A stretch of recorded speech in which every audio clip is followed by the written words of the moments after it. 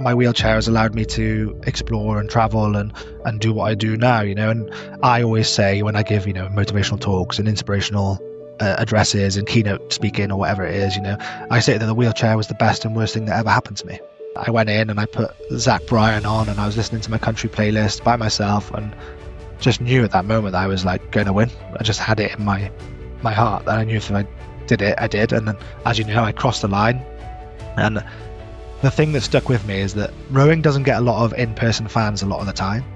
But on that finals day, there was 20,000 people watching that finals day. But yeah, it was pretty special. I loved it. Yeah, it was epic. And I think I would implore anyone to go and travel if they can. If they have the means to, if they have the want to, don't let your disability hold you back.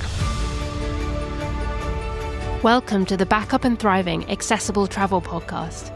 I'm your host, Sophie Elwes, and in this series I'll be interviewing a range of guests who are all affected by spinal cord injury. They'll be sharing their travel stories, experiences, and some fabulous advice. Our hope is that listeners will realise that travelling after spinal cord injury is not only possible, but that it can be life-changing too. Ben Pritchard, it's great to see you. Welcome to the Backup Podcast. Thanks, Sophia. Thanks for having me. Absolutely. Really looking forward to this conversation. It's an absolute privilege to have you on. Very excited to kind of find out a little more about your journey and your story. Let's get stuck in. To start with, Ben, can you start by introducing yourself and tell us a little bit about your background before you had your injury, please? Yeah, absolutely. Hello, the Backup Podcast listeners. I'm Benjamin Pritchard. I'm the current world, European and Paralympic champion in the sport of rowing. Before my accident, I was a high-level cyclist and age group triathlete, enjoyed country miles and, cycling my bike anywhere it would take me. I've been pretty much most places around the world on my bike, which is pretty epic. And in 2016, I suffered a spinal injury, which many of our listeners will know about. And obviously, there's been a journey since then, 9 years on now. Is it 9 years? 9 years, yeah. Gosh. Yeah. It goes like that, though, doesn't it? It goes so quickly. You kind of, the date comes around and you get this funny feeling. You're like, oh, why do I feel a bit sad, a bit funny? And then you're like, oh, it's the date of my anniversary in 3 days' time. Yeah, that's why I feel like this, and I kind of get that all the time. This year, actually, I was in China for my anniversary date with the World Championship. So I kind of had that feeling whilst I was also prepping to go and race, which was a bit of a funny one to handle. Yeah. There's no point of reference to how you feel for something like that, especially when you're doing something really incredible like that. Yeah. I actually had my last one was when I was flying from Hawaii to New Zealand. So felt pretty rad, to be honest. Yeah. I was like, yeah. Yeah. I had my 4-year anniversary was the date of the Paralympic final in Tokyo. No, was it? Or 5 year. And I just remember feeling completely overwhelmed by that feeling, being on the start line and then being like, oh, this is big. So I was, that was something I had to deal with there and then as well. Was that your first games? Yeah, my first games, yeah. Wow. Yeah. That's huge. Well, we'll come on to that. I'm excited to find out some more about your kind of journey to that point and beyond. But I think it's useful for our audience. They'll be keen to hear about kind of how you sustained your injury, if you're happy to share that for kind of context. Yeah, absolutely. I sustained it in a cycling race in 2016. Quite an innocuous crash. I've had worse crashes. I've crashed my bike a lot. I rode my bike for a number of years and I've had worse crashes. And this crash kind of was probably, in inverted commas, one of my weakest crashes, but it was just the straw that broke the camel's back. And unlike most people with a spinal injury, I didn't break my vertebra. So I had a bleed on my spinal cord, which then has resulted in my spinal injury. And the way that my consultant explained it to a man called Mr. Safe, who used to work at Stoke Mandeville Hospital, he said that if you get an elastic band and you stretch it to the point where it gets white marks in it, and then obviously it's gone past its elasticity and it'll never go back to its normal size. That's what I did to my spinal cord. Or if you fray a bamboo stick where some parts are still connected and some parts are frayed and torn, that's what I did. And it was the bleed around my spinal cord which caused me greater issue than the actual break of the vertebra. So there was a long time where they didn't know whether I was going to walk again, whether I was going to regain regain movement. And it was only when I got to Stoke Mandeville that Mr. Safe said, I don't think you're ever going to be fully functional again, but we'll see how much we can get from you. I can walk using calipers. If I want to spend the arduous time of putting calipers on up to my midriff and take ages to walk, 5 meters, then I can do that. But I spend most of my time in a wheelchair, Yeah. and find that the ease of the wheelchair and the independence the wheelchair gives me is far greater than calipers. So that's why I sit in a wheelchair. I think it's quite a common realization for people. Do you have an incomplete injury? Does that mean? So no, I'm actually diagnosed as a complete injury because I'm injured between T4 and T8, but at T6 it goes complete. So after T6 I have no functional and no ability, and I think it was the Asia scale that gave me my complete diagnosis. So when you actually look at me, I don't look like somebody with a complete spinal injury because I've still got fat mass on my legs, and I spasm quite a lot, but I have no ability to control my back passage, which then it gives me my Asia scale. Got you. I think what you're saying, and around that realization about actually functionality and using a wheelchair for some people, and people who also are able to walk, have incomplete injuries, there's often, we see it back up, I think, a realization of actually, let's make life easier. Actually, sometimes using a wheelchair, although the concept of it and everything is a challenging one to kind of get your head around, actually the ease of it really makes a big difference. Yeah, exactly that. And when without calipers, I can't put any weight through my legs. So if I was to stand up without calipers, I'd fall straight to the floor, which means it's harder, right? And I never actually got fitted for my own set of calipers because when we were at hospital, we kind of realized that I would probably use a wheelchair 99% of the time. So the hospital kind of decided that it wasn't going to be a path that we'd go down further. So yeah, that's kind of my background to my injury. And it took me a while to accept that because I don't look like somebody with a complete injury. And I was kind of in this grey park of, will I get better? Won't I get better?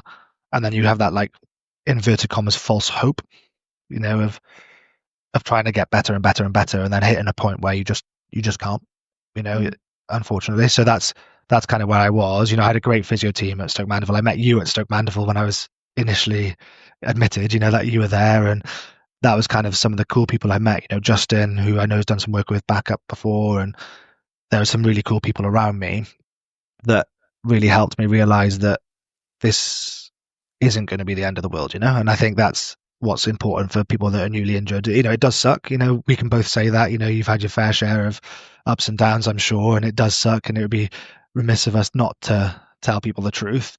But it does get better. There are good times, and my wheelchair has allowed me to explore and travel and do what I do now, and I always say when I give, motivational talks and inspirational addresses and keynote speaking or whatever it is, I say that the wheelchair was the best and worst thing that ever happened to me. It's the worst thing because it obviously took away my use of my legs and I can't cycle anymore and all of those kind of things that come with it. And obviously I was in a cycling team, I had cycling friends, and they kind of have gone on and progressed. One of them's a silver medalist at Olympics and one of them is racing around the tour, and it's hard because you felt isolated because you were no longer in that. But then whenever you saw your friends, all you talk about is cycling. And then you felt even further isolated because you wanted to know about it, but you weren't in it anymore. So that's the worst part of it. And obviously all the stuff like bladder, bowel, all that kind of magical stuff that comes with a spinal injury. But the best part is that it gave me the confidence to understand who I was. Because I think when you were in hospital, going through those dark moments and going through those bits of like, why me, or the self sorrow and adjusting, coming to terms with your new life, you do really have to understand who you are, or you get a gain of who you are and who you want to be. So it gave me the confidence to live my life as I am. And my hashtag on Instagram is hashtag I am Ben Pritchard. My website is I am Ben Pritchard. And this is all because I learned in my period at hospital that I'm going to live my life as me, and people can like that and fantastic, and people can also dislike that, but that's okay. I should stop living my life for other people. And that was what I learned during my time at Stoke Mandeville. And I think that's why it's the best thing that ever happened to me, is because it made me into who I am. Mm. It's really profound to have those sorts of realizations at such an early stage, I think, when you're trying to figure everything out really early on. Yeah, and like I say, I've got a great family, great support network, and there's people I leaned on definitely to come to that realization. But I think having been an athlete prior to my accident, that's how I approached the rehab. You kind of get given this school timetable of different slots of stuff that's going on, and I kind of just used that as a training plan. And so every day I went and did my training plan and kind of had a goal and a focus, and that's when I'm at my best, is when I have a goal and a focus. If there are periods obviously where in life where you don't have a goal and you don't have a focus, and I personally feel very lethargic in those periods. If I'm kind of just going through day to day, and not knowing what I'm aiming for, I get a bit lethargic, a bit tired, a bit groggy, a bit irritable, probably. Meg knows, she's like, oh, you need to have a new project. She kind of says to me, what's the next thing? Kind of, cheer you up again. And as soon as I've got a goal and a focus, it, just gives me something on a daily basis to work towards. That's brilliant. You mentioned that we met at Stoke Mandeville, and I remember that well.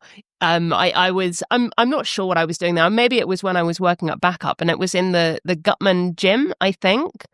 I wonder what that was. Do you think it was a wheelchair skills session run by Backup? No, I think you were on the standing frame. I remember. I think you were in the first time I met you. You were in for your yearly checkup or your checkup. So I was on the standing frame next to you, and then you were on the standing frame, and then we just started chatting. As you do. I don't remember that. And then and then that's the first time, and then you came back for a wheelchair skills session in the Gutman gym, and then that's when we kind of properly met. But yeah, the first time I met you and chatted to you was I was in my standing frame, and you were also being put in a standing frame, and I was like, okay, so people that years injured still use standing frames, and this isn't just a rehab tool to waste an hour in hospital. This is important, and Justin, another person that I've interacted with through Backup, he said the same.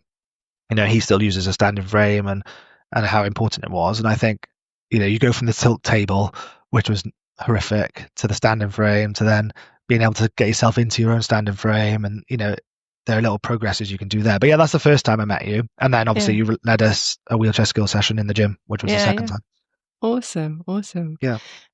So moving on to sort of adapting, coming out of hospital, a lot of people say that's the most challenging time. What was that kind of like for you coming out of hospital? I remember cursing Stoke Mandeville, because for those people that obviously listen to this podcast will probably have a deep-rooted sense of understanding, but there may be people that have never listened to or experienced spinal injury or mobility issues before. So when you go to a rehab hospital designed for people with spinal injuries or neuro injuries, it's designed so that they can make the most of that situation. So it's all flat, everything's smooth, everything is flat. There's no curbs. There's nothing in the local area. You can literally, Stoke Mandeville and Aylesbury, the town itself, is pretty much set up to be as accessible as possible. So you kind of live this false economy. You're there thinking, oh, I'm nailing this life. I'm 3 months into this spinal injury, and I'm able to get into the pub, and I'm able to go to a restaurant with my friends. I'm able to do this, in Aylesbury.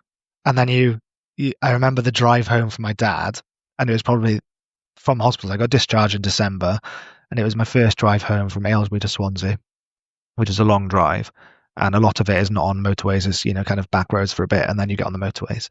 And I remember feeling every single bump in the car and feeling like being thrown around almost, feeling really wobbly, because it was my first long car journey, and I was like, oh, this is not great. And then you go to push on a road that's not in Aylesbury, where the council don't know about spinal injuries, where it's a bumpy sort of tarmac compared to a flat tarmac, and then there's a camber on the pavement, and it's all these things that you have to deal with. And I was thinking, what is this? This is hard, And I just, whenever I go back to Stoke Mandeville and meet new patients, I'm like, make the most of this, because this is the easiest it gets, and it's not to try and spread doom, but it's just to give them a bit of realization that it will get harder, and that's okay. And I remember going back to my job in the city and in London, and one of the first days I was, there was one disabled toilet on the floor I worked at, and at the time there was no one that had a disability that needed to use that toilet, so it kind of got used for reasons why people may want to use a sole toilet compared to a normal multi cubicle toilet. And then Monday I was sat outside it waiting to go into my wheelchair, and one of the big bosses came out of it and kind of looked at me and was horrified. And he was like, "I'm so sorry. It's just like a habit that had to change." So I remember how much it impacted people around me. And that was one of the big adjustments I had to take. My mum to this day, and she's going to kill me for saying this, but to this day, we'll be in the car together and we'll drive somewhere. She'll get out and walk off because she's forgotten that my wheelchair's in the boot. And normally when I drive somewhere, my wheelchair's parked next to me on the seat, so I get it out myself. But when I have a passenger, they put it in the boot for me. But my mum will just walk off, and I'm like, any chance you can come and get my chair, mum? And it's 9 years on, and she's still doing things like that. Or like Meg does it as well, because now we've got the baby, or whatever. Her priorities are different. She gets out of the car, she gets the baby out, sorted, and then I'm sat there going like, I need my wheelchair. Can I get out, please? And it's like those little things and the impacts it has on people around. Friends. I had a really good friendship circle. I lost a lot of friends when my injury happened, because people didn't know what to say, people didn't know what to do. One of my oldest friends, a guy called Ben Shiscott, again, he'll probably kill me for this. I didn't see him for about 2 months after my accident, but he drove to the hospital 3 or 4 times, and he just couldn't bring himself to come through the door because he didn't know what to say, and I'm getting emotional thinking about it. He's one of my longest friends, and he's, I don't ever judge him for that. But it was the honesty that he then said to me that like it impacted him a lot as well. And when we arrange like meetups, the meetup text is like, I've booked this restaurant, I've checked there's a accessible toilet. It's like those kind of impacts that happen. And I'm waffling, but if we fast forward to 2025 or 2024 or 2025, sorry, one of my old work colleagues, a man called Josh Clark, he worked with me in the coffee business, and then he kind of like helped me basically work in the industry, which is not very accessible. He helped me change things and get that way, along with Scott, the founder of Coaltown. And then his mum had transverse myelitis. But, from working with me and dealing with me, Josh was kind of like, these are the things we need to do. Bosh, bosh, bosh, bosh, bosh. I went and visited his mum in the Cardiff hospital and kind of spoke to them. But Josh was like, if I hadn't met you and understood it, that would have been harder. So, it's the things that it affects other people as well around you, and the big effects it has, and my brother's friends, he was my youngest brother I was 24, so he would have been 16 or 15 when I had my accident. So still in high school, and him and a group of friends dug my dad's driveway to make it accessible, because my dad's driveway is super steep. Gosh. So one weekend, him and his group of friends, they came and they dug a ramp. So they dug a hole so that my dad could lay a ramp. And it's like those things, you're like, oh wow, actually I've got a good support network around me, and the local rugby club, they raised a little bit of money. They got me some Amazon vouchers and things like that to pass away the time in the hospital. So yeah, it's like I say, this gift we've been given is both bad and good. That you notice a lot of good things from it, and you also notice a lot of bad things from it. Sorry, that was completely well not what said. you wanted in that answer. No, to be honest, it's all really useful. I think so much of it, especially that sort of journey of coming out of the unit and realizing, and actually the things like, friendships sometimes breaking down and the challenges that they face. It's all super useful because it's so relevant. I think a lot of us have experienced things like that. Yeah, and like I've got a video on my website where we did some research, and I was one of the people that didn't know anyone with a physical disability growing up. So I knew one person who had cerebral palsy, but outside of that, I didn't know anyone that used a wheelchair or had mobility issues. That's the kind of the shielded lifestyle I had. So it was a big adjustment for me and a big adjustment for my family. And my mum coming to watch one of my basketball games, and she was like, "Wow, there's so many different disabilities," and I was like, yeah, but also there's people here that are playing because their sister plays, so some of the boys on the team, they play only because their sister played, and it's a fully inclusive sport, and it was that realization as well. And that was kind of one of the things I will get to, I'm sure, but at Tokyo, people ask me what was my favorite memory, and it was that, just feeling safe. Normally in interviews, in TV things, in radio things, there's all about the 2 seconds of my life that changed me. The accident, the spinal injury, what was it? Whereas when I went to Tokyo, the question was, what sport do you do? And are you a medal hopeful? It was nothing about my injury, because people have their own stories. Mm. And I genuinely think that's what makes parasport. People say that when they watch parasport or when they are involved in parasport, it seems like a lot friendlier environment compared to able-bodied sport. And I think it's because we've all got our own stories. So we all turn up to the door with our own, sad catalogue. And then it's not about that anymore. It's about trying to get away from that and being an athlete. And I think that was kind of one of my lasting memories of Tokyo, was I just felt safe and safe enough just to be Ben, the power rower, rather than Ben, the guy in the wheelchair that lives in the local village and there's only one of me, all that kind of stuff. Yeah, 100%. I think now's the time. Tell me about your journey into rowing. Where did it kind of start? And tell me about getting to the games. I think it started pretty quickly from hospital. At Stoke Mandeville, being the birthplace of the Paralympic Games, all that kind of rigmarole. They had a person there called Liv, who was the sports therapist, and she would basically make us do sports of different kinds, and the physios made us do rowing on I think it was a Tuesday or whatever, and they made us do a 500-meter time and then a 2-minute time or something like that, or minute time. I can't remember the exact details. And it was for every patient that was able to do it at the time. And I hated it, and I kept whinging and whinging and whinging and whinging about it at the dinners in the canteen. And John Cook said, well, there is a leaderboard. And that was like, okay, well, now I'm going to try and climb the leaderboard. And then on one of my first weeks at hospital, Stoke Mandeville do a really good thing, or they used to do a really good thing. I don't know what it's like now, but they used to do like a lot of outreach programs where obviously it's a bit different to a normal hospital, where once you're fit and able, you can kind of come and go as you please, as long as you make your appointments and your physio and all that kind of stuff. But you can go into the local town, you can push around the centre, you can go to the gym, you can do all that kind of thing. Go home for weekend breaks if you need to.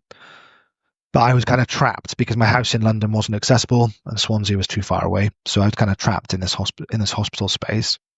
And Aylesbury, the surrounding town. I got up to a lot of mischief in the local town with Ian. I know you know Ian, but so Ian used to take me out into Aylesbury quite a lot, which was fun. Shout out to Ian. I've got to say, Ian was just, unreal. He was massively impactful for me, like massively. Yeah. And it was not kind of the formal stuff he used to do. It was kind of the small things, like the little conversations he'd have at your bedside, or the things he'd say to you when you were pushing down the Aylesbury High Street that were definitely probably not what you should be talking about, but helped my life 100%, Totally. We should say what his role was. Did he work for SIA? I don't know who he worked for, or but maybe he Stoke was Mandeville. But he's like wheel power maybe as well.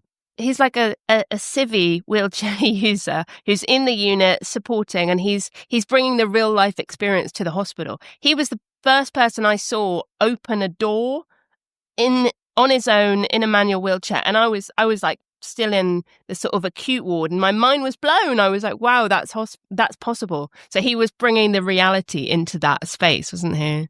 Exactly that, and that's why he was incredible. But they had these outreach programs, and one of them was with rowing, and rowing came and said, this is who we are, this is what we're looking for. And I got on the rowing machine and I was terrible, but fate, or whatever you want to call it, my last week at hospital, with this newfound knowledge of this leaderboard, I'd been training a little bit on the rowing machine, and then on my last week in hospital, the GB rowing team came back, and obviously they saw the improvement, and they were like, oh, why don't you come and get involved in trials in January? And I was like, I've never rowed a boat, I've never done any of that. And I remember going to the trials in January, having my classification, which is a daunting process.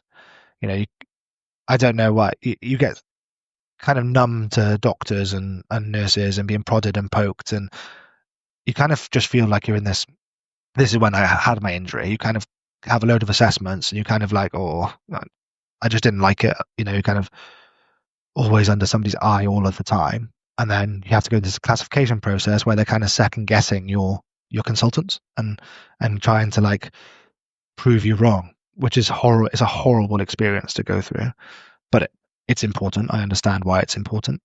And then I had my classification, and I go up to the briefing room, and the head coach at the time was like, right, we're all going to go do a 2,000 meter piece as fast as you can, safety briefing, all that kind of stuff. And then you're like, I was sat there going, I've never rowed a boat.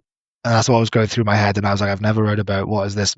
I'm not going to do with that 2,000 meter piece. Are you joking? Like, and then he came to me, like, as everyone was leaving the room, he was like, don't worry, you're not going to do a 2,000 meter piece. You're just going to sit in a boat and see how it feels, and we'll go from there. So that's kind of where I started. And then 9 years later, I'm a Paralympic gold medalist. It doesn't come easy. There's been a lot of tears along the way. There's been a lot of strops, but we got there, and I remember in when would it be? 2018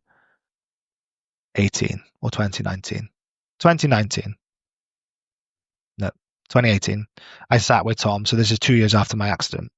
I sat with Tom, the chief coach in Varese in Italy, and I said, am I likely to go to Tokyo, or should I move back to Swansea, which was going to be my plan? Because I was struggling living in London by myself. I had basically a lot of stomach issues, and with no back passage control, it was tough. And my family were too far away, and there was no one I could kind of call upon in the locality to help in those situations. So I kind of decided that enough was enough. I found pushing to work too hard. I found pushing around the city too hard. I wanted to come home. So I was kind of talking to Tom about whether I should move to Reading, close to where the team train, or whether I should move to Swansea and go make the full move home. And he kind of said, well, I don't think you're a Tokyo prospect. I think you're definitely something that's for Paris. So I was like, right, I'm going to move to Swansea.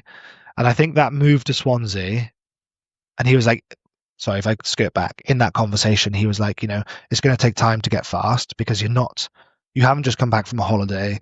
You haven't just picked up rowing again after a couple of years out. You've lost 3/4 of the use of your body, and you're trying to learn a new life in a wheelchair. You're trying to learn all the new skills you need, and you're trying to learn a new sport. It's going to take time.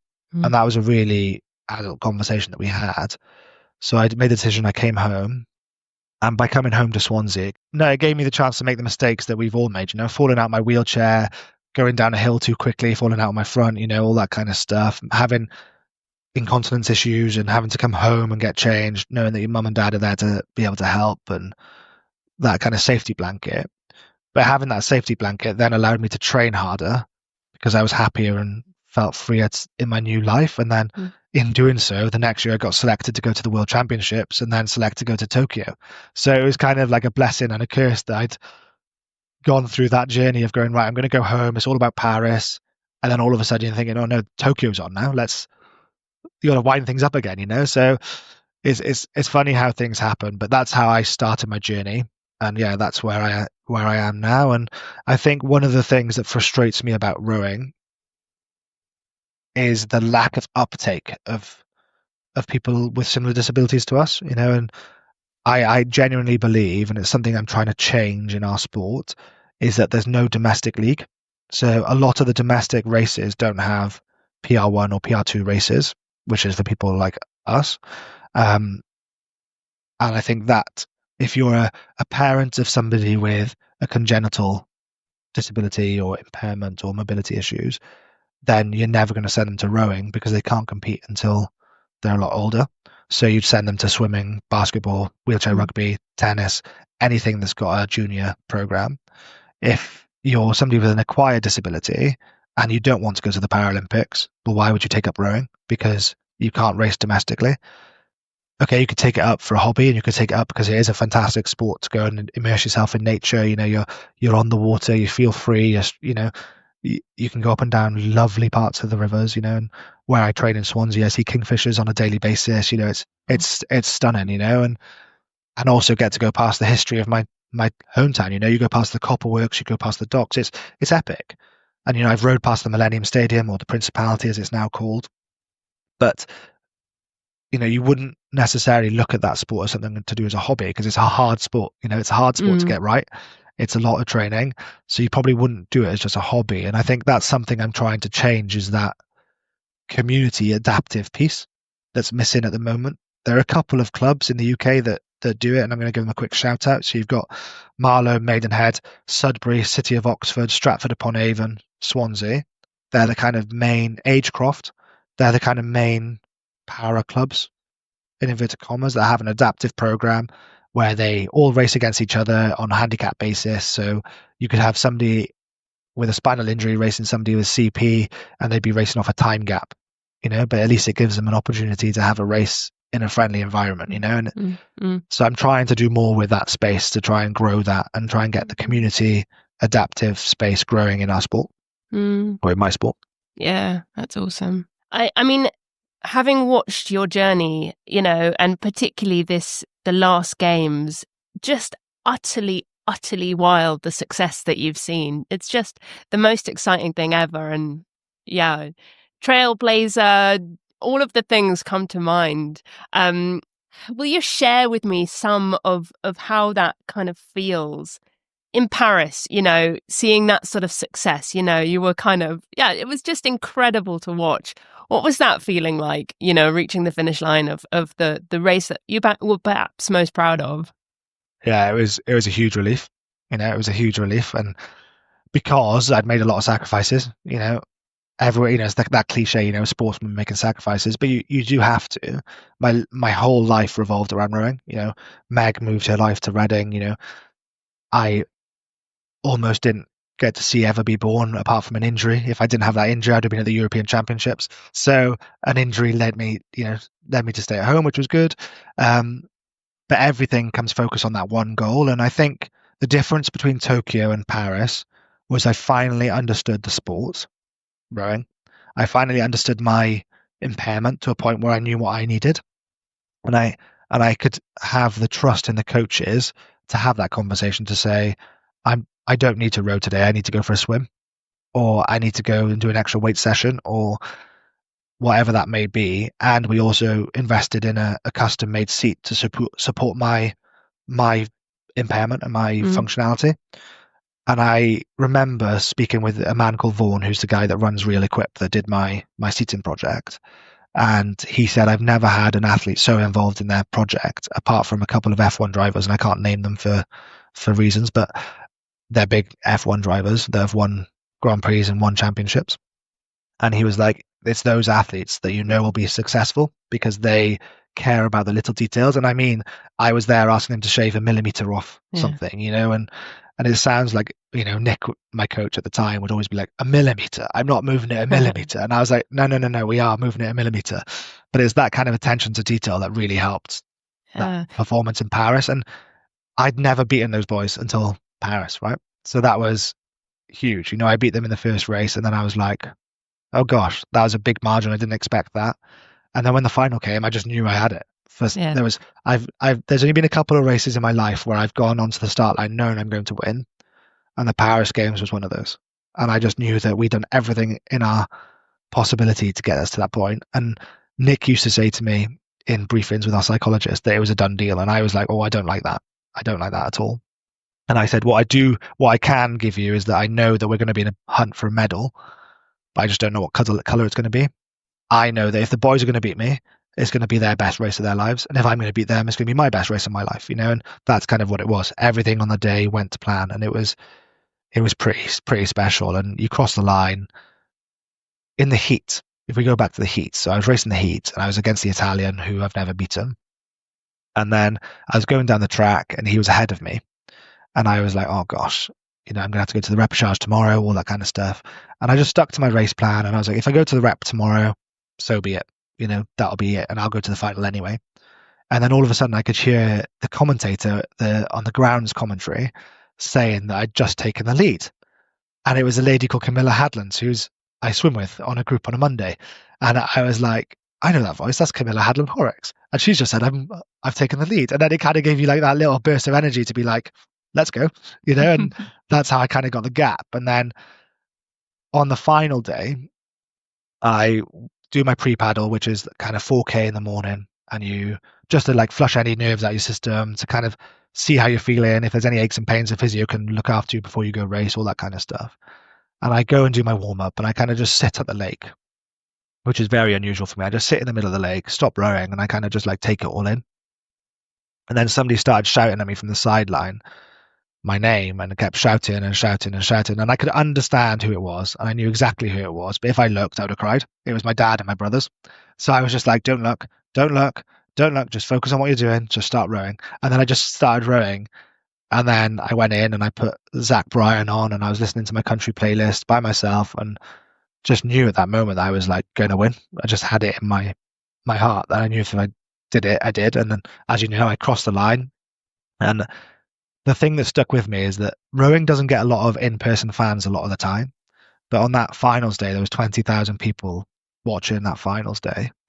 And when I turned across the line, I put my fist up in the air. You've all probably seen the photo. And I looked to the side, and I could see Meg. I could see Eva. I could see John Cook, who was the man I told you about with the rowing leaderboard. He was there. Oh, I wow. could see, yeah, and I didn't know he was coming, but I just saw him. Then I could see my friends from uni, and it was just like I had like heat-seeking my eyes for the people, my family, my mum, my dad, my brothers, my auntie.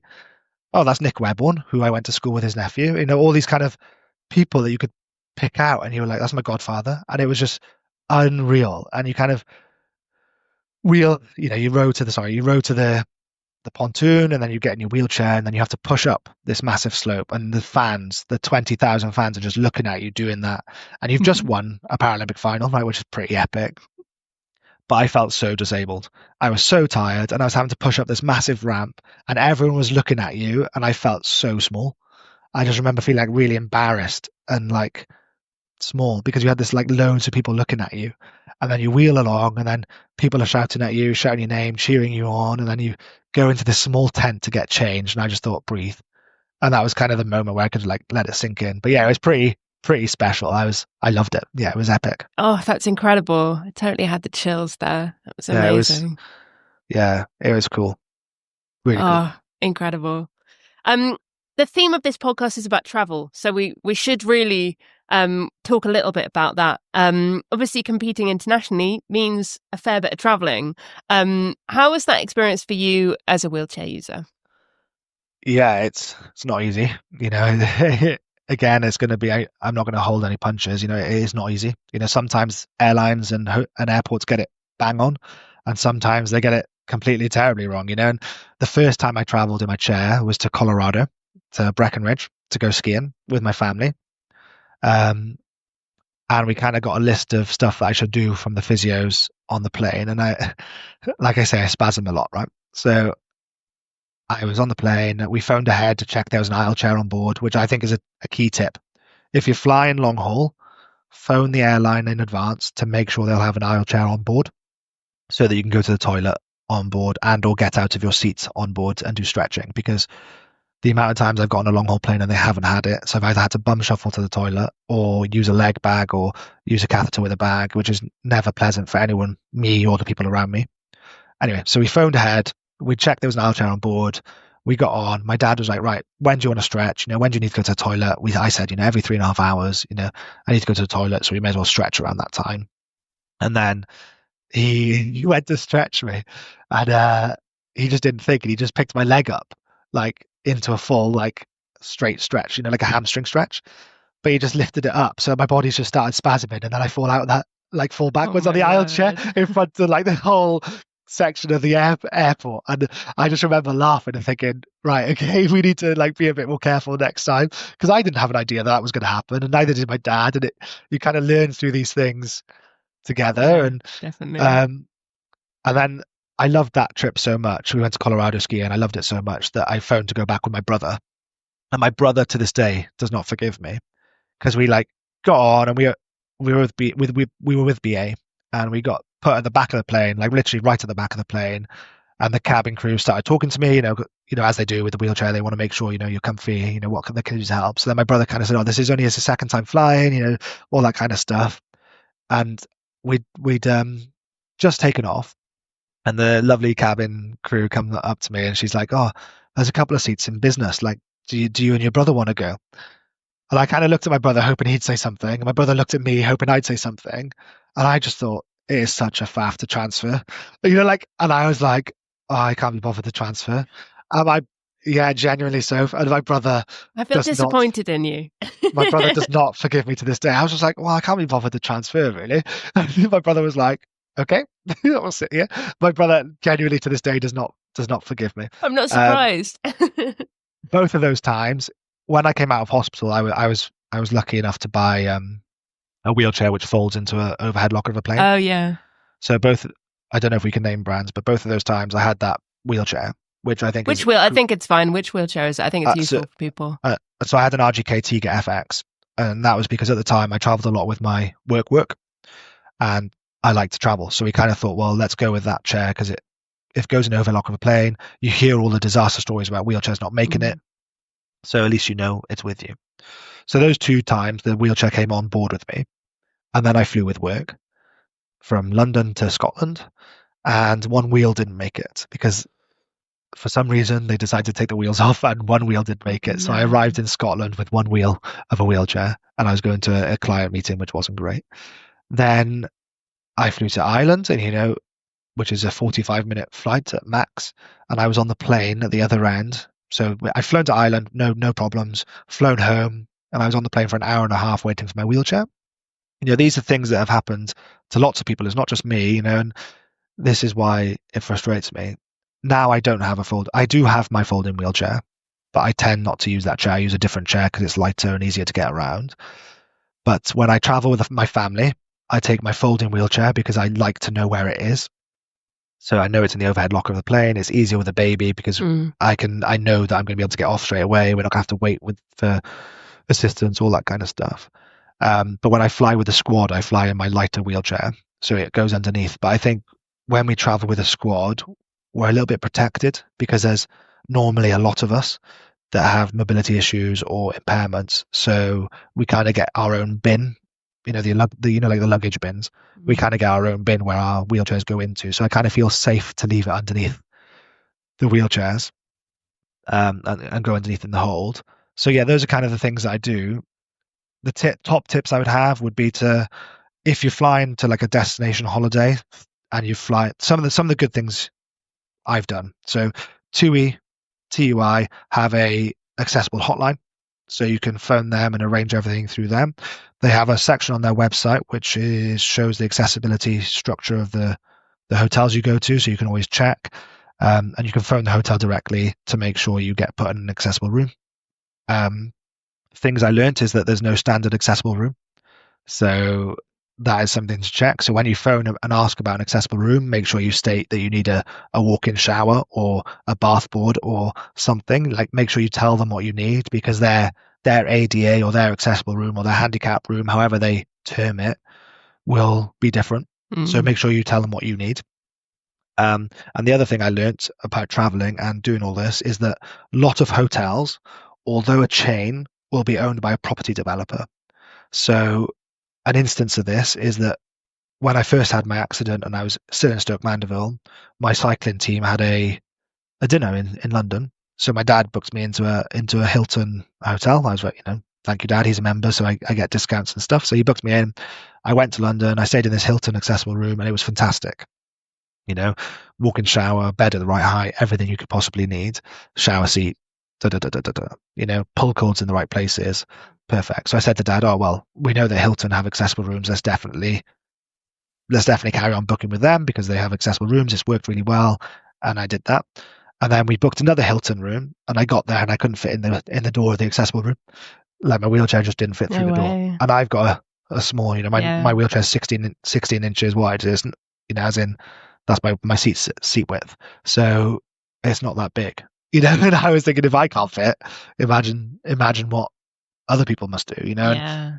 And then I did some digging, and what I found out was that property developers build the hotel, and then a chain will put its name to it. So actually, it's the property developer that decides what rooms are ADA rooms. I just did a bit of digging, So now whenever I phone to ask for my hotel room, I always ask for a walk-in shower with a shower chair, and it doesn't have to be a permanent shower chair.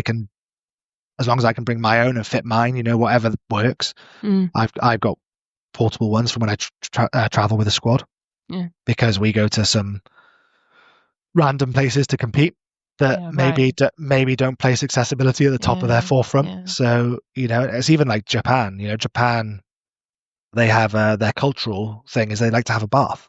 So a lot of the hotel rooms have baths because that's seen as like high in culture. it's a good thing to have. Whereas for me, that's a nightmare. You know, I don't really want to have. I'd like to have a bath, but it's a nightmare. Yeah. So I always phone in advance. I phone an airline to make sure they've got wheelchair on board if I'm doing anything over 6 hours.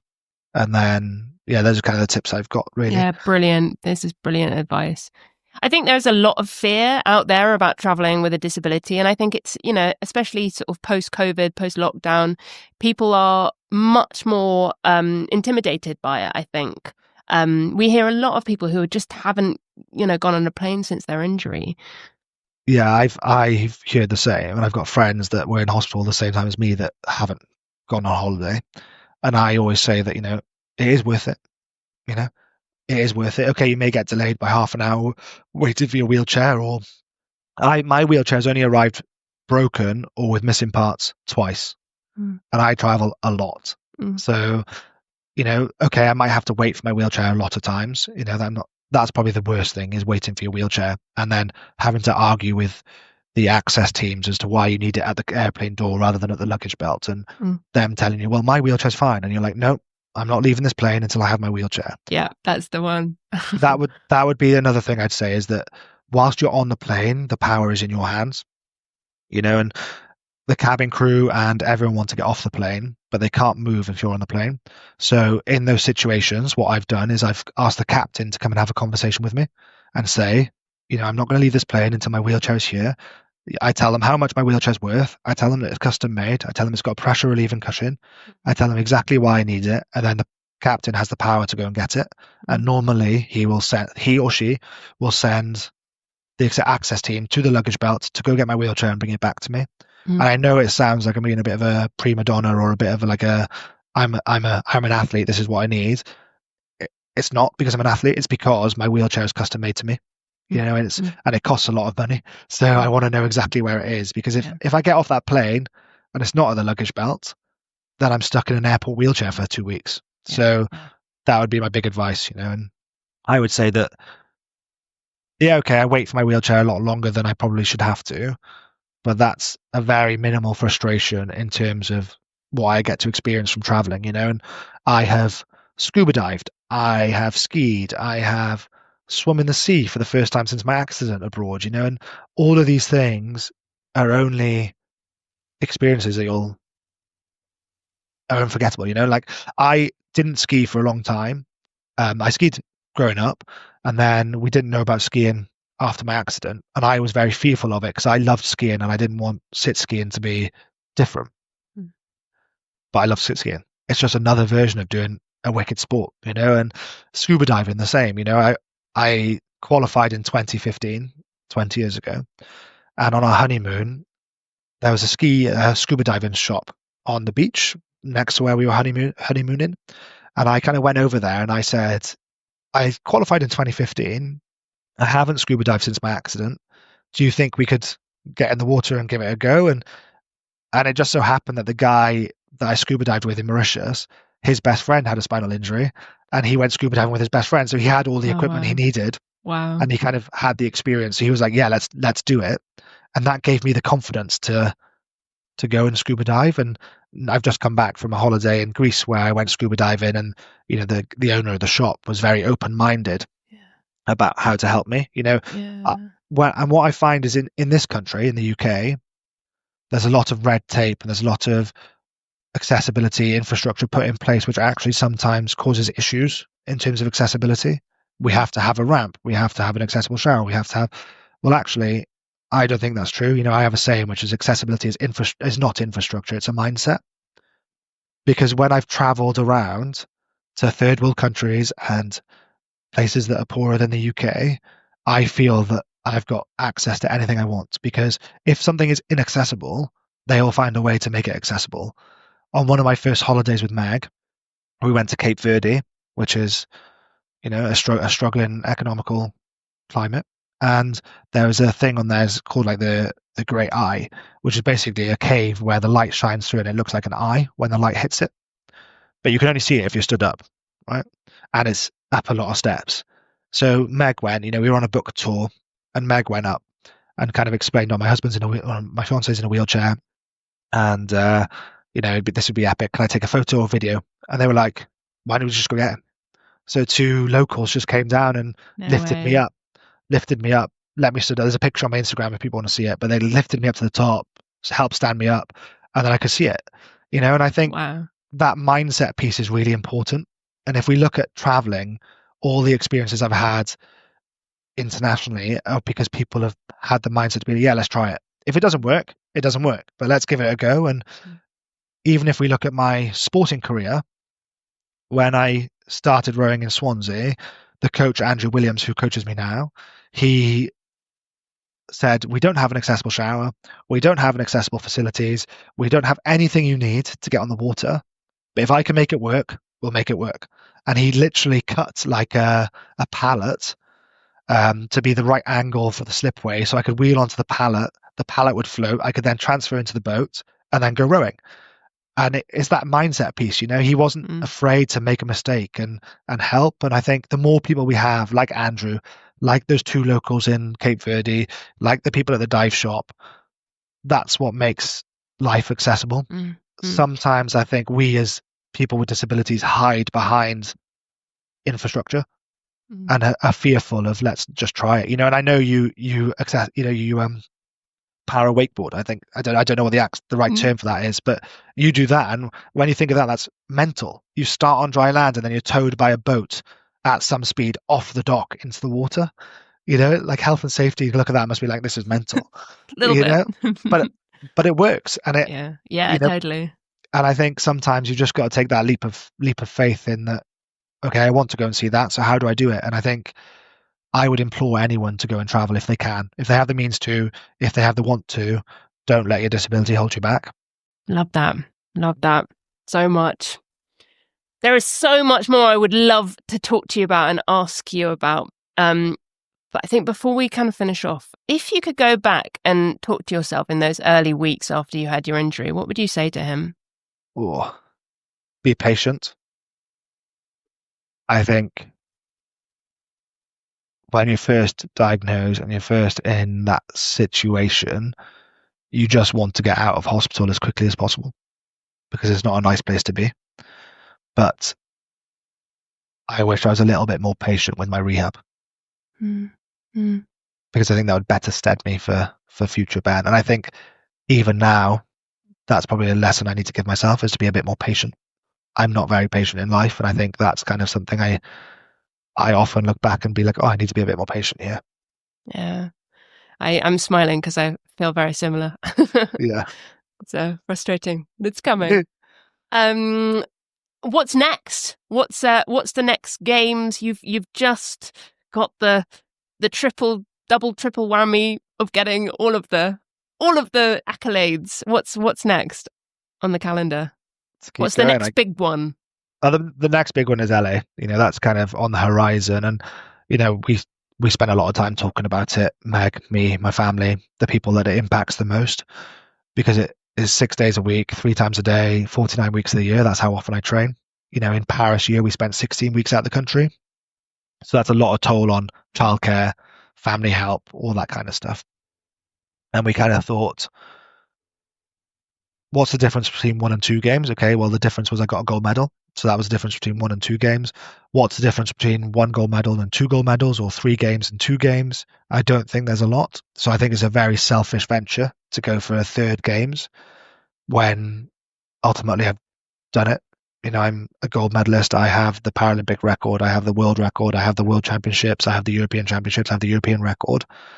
So people could be right in saying that's a very selfish thing to do. But I think the experience that we'll get from going to LA, the Americans like to throw a party. I think it'll be an epic games. And also, as a family, Eva came to Paris, but she was 18 months. And how cool, despite the outcome, would it be to have your daughter in the crowd watching you do something epic that hopefully she'll be at an age that she can remember it. And I think that's how I'm selling it to myself, is that it's for her and our memories together, because she won't remember Paris. There'll be photos of her there, and there's photos of her biting the medal and all the cool things. But those are photos, they're not memories for her. But hopefully when she's at LA, there'll be memories. And that's something that I can't wait to make with her, Yeah, big time. And I would say the fans, myself included, would be super disappointed not to see you, to be honest. That was the total highlight. I'm always absolutely gripped by the games, winter and summer, but watching you, just incredible. So Yeah, I I really hope that appreciate we it, do Soph. see you there. Yeah, of course. Final question that we're asking all of our podcast guests. You've given some fabulous advice over the course of this conversation. But what would your advice for those listening on how to live well with a spinal cord injury? Live. That would be my advice, is live. Don't become a prisoner to your disability. And I think a lot of the times you find people newly injured, newly at home from their rehab centre, struggling to immerse themselves in their locality, or getting out and about and living in their own house rather than exploring. And I had a dog called Winston. Bear with me, Soph. I had a dog called Winston that I got after my accident. And I knew the breeder for a long time, and he had a big waiting list. And when I had my accident, he said, if you get through hospital, you can have the next litter. So I got the dog. And I honestly think if it wasn't for having to go and walk the dog, meet new people, have conversations, and have that responsibility, I probably wouldn't be here. It's a hard time, but I think having the dog, making me go out and go for a walk, getting outside, was the best thing that they could do for me, and I I really, really, really, really hope that people that are listening to this that are newly injured or are struggling to come to terms with a disability can just pick up the courage to leave the front door for half an hour a day, and just go and live, whether it's having a coffee or whether it's pushing to the beach or going for a stroll in the woods. Just get outside and do something you love for half an hour a day. Or doing a backup course or something like that. Yeah, exactly. And I never did, but the city skills course. So my friend Josh Clark, whose mum had transverse myelitis recently, she did the one in Cardiff that you did, and she said it was epic. Oh, cool. But yeah, exactly. I did mine with Ian, right? I did my wheelchair skills and everything with Ian, but those moments of what helped me live my life. Those small lessons you learn. There was a guy that went to Stoke Mandeville, and his parents lived 2 doors away from where I lived in Reading, and he left hospital not knowing how to wheelie up and down a curb. So I spent half an hour with him teaching him how to wheelie up and down a curb, because I said this will unlock your life. And it seems like such a simple task, but not having to search for a drop curb is a game changer. So make those mistakes, fall out of your wheelchair. Let's be honest, it's not going to get much worse. So fall out of your wheelchair, make mistakes, learn, and just live, and have fun, because that's ultimately, we're only here for a short time, so you may as well make the most of it. And you do that. I'm always jealous of your Instagram when you're jet setting off around the world, and it's pretty impressive to see. So yeah. Oh my God, you're talking my language. Thank you so much for this conversation. I think a great many people will benefit from it. And I know I certainly have. I feel very inspired. I'm very moved. You got me. Well, thanks for having me, Sophie. It's much appreciated. And yeah, like this is a backup podcast, and I know that I haven't directly received any backup help, but when I have interacted with you guys, you've been fantastic. So if anyone is out there thinking, should I pick up the phone? Should I reach out for help? Please do, because whenever I have, it's always been of benefit to me. So yeah, please do reach out. Beautiful.